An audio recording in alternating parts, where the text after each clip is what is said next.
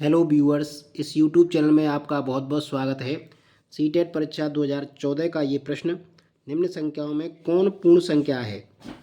तो सबसे पहले हमें समझना है कि पूर्ण संख्या होती क्या है। पूर्ण संख्या,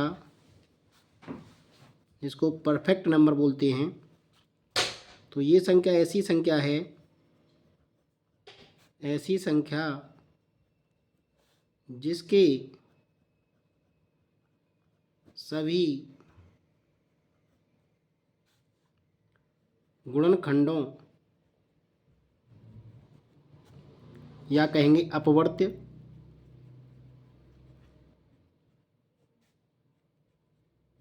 का योगफल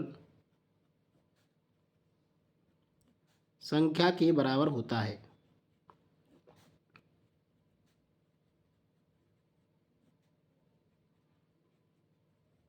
जिसमें संख्या को नहीं लेना है सीधा सा, यानी हमारे पास जैसे 9 है तो 9 के अगर हम खंड करना चाहें तो 1 होगा, 3 होगा, ठीक है। 1 और 3 इसके खंड होंगे, 1 3 3। तो इनको हम जोड़ें अगर, तो हमारे पास क्या है, ये तो हो गए इसके फैक्टर। अब इसके कौन कौन से खंड हैं, 1 है, 3 से चला जाएगा और ये 9 से चला जाएगा। तो हमें 9 नहीं लेना है, इसमें ध्यान रखना है, ये संख्या नहीं लेनी है।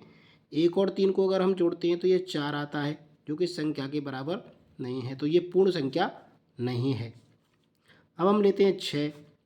तो 6 को कैसे लिखेंगे, 1 गुणा 2 गुणा 3, यानी इसका एक खंड 2, 1 भी है, 2 भी है और 3 भी है, 6 भी है, लेकिन 6 को हमें नहीं लेना है। तो हमें जोड़ने हैं इनको, 1 धन 2 धन 3, तो 3 और 2 5 और 6 हो रहा है। हाँ, ये पूर्ण संख्या है, क्योंकि इसके खंडों का गुणनफल इसके ही बराबर है। अब 13 को देखते हैं, तो 1 गुणा 13, अगर 13 में हम 1 जोड़ते हैं तो एक अभाज्य संख्या है, तो ये 14 आ रहा है, जो कि पूर्ण संख्या नहीं है।